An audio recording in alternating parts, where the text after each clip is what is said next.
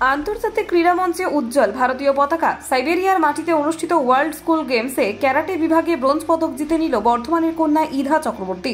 অষ্টম শ্রেণীর ছাত্রী ইধা এই সম্মান ছিনিয়ে এনে রাজ্য তথা দেশের মুখ উজ্জ্বল করল। ইধা বর্তমানে বর্ধমান শহরের একটি বেসরকারি স্কুলের ছাত্রী। ছোটবেলা থেকেই ক্যারাটের প্রতি গভীর আগ্রহ ছিল তার। সেই আগ্রহে ধীরে ধীরে পরিণত হয়েছে সাফল্যে। বছরের পর বছর কঠোর অনুশীলনের ফসল এই আন্তর্জাতিক পদক। প্রতিযোগিতায় অংশ নিতে রাশিয়া সাইবেরিয়ায় পৌঁছান ভারতীয় দল। সেখানে বিভিন্ন দেশের প্রতিযোগীদের সঙ্গে হাড্ডাহাড্ডির লড়াইয়ের পর ব্রোঞ্জ পদক জিতেছে ইধা। এই সাফল্যের পেছনে রয়েছে তার কোচ সন্দীপ ঘোষের নিরলস পরিশ্রম ও নির্দেশনা।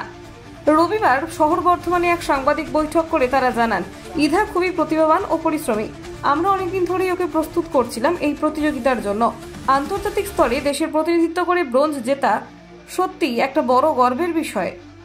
বাচ্চারা সব আমাদেরকে গর্বিত অনুভব করায় এবং ডিস্ট্রিক্ট তথা রাজ্য এবং আমাদের কোন কোন দেশ থেকে, দেখুন 55টার মতো দেশ ছিল। তার মধ্যে ছিল চায়না, রোমান ছিল, আপনার আমেরিকা ছিল, থাইল্যান্ড ছিল, এরকম।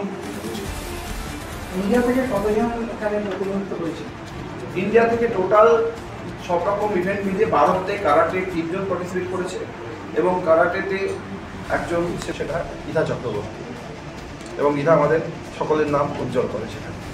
ইধা কোন স্কুলের ছাত্রী? আমি ইন্টার ভ্যালি ওয়ার্ল্ড স্কুলে পড়ি।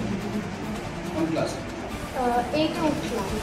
ও দিদা দাদু এবং আমার সকল সেন্সেইরা, শিহান সত্যজিৎ বড়ুয়া, সেন্সে আবৃতি বড়ুয়া, সেন্সে সৌরভ রজক, সেন্সে স্বরাজ সিং, সেন্সে বৈকুণ্ঠ সিং, শিহান দেবাশিস মণ্ডল, শিহান ভজুয়েলা এবং আরও অন্যান্য সেন্সেইরা না থাকলে আমার এত বছর ধরে এত উঁচুতে আমি উঠতে পারলাম না। আমাকে তারা পুরো 7 বছর ধরে আমার ওপর তারা খেলেছে। ওনার হাত আছে এবং আমাদের যে সেক্রেটারি স্যার যোগাজ কালনা স্যার, ওনারা সকলেই আমাদের যে স্কুল গেমস ফেডারেশন আছে, কানাইয়া স্যার আছে ওখানে, আরও যারা স্যাররা আছে ওনারা সমস্ত সাপোর্ট করেন, যে কারণে আমাদের এই স্কুল গেমসে পার্টিসিপেট ফলে আমাদের একটা মেডেল, সরি 3 জনের 2টো মেডেল পাই, গোল্ড মেডেল, একজন ব্রোঞ্জ পাই, 3টে মেডেল আছে 3 জন পার্টিসিপেটে। ইধা তোমার আগামী দিনের লক্ষ্য কি?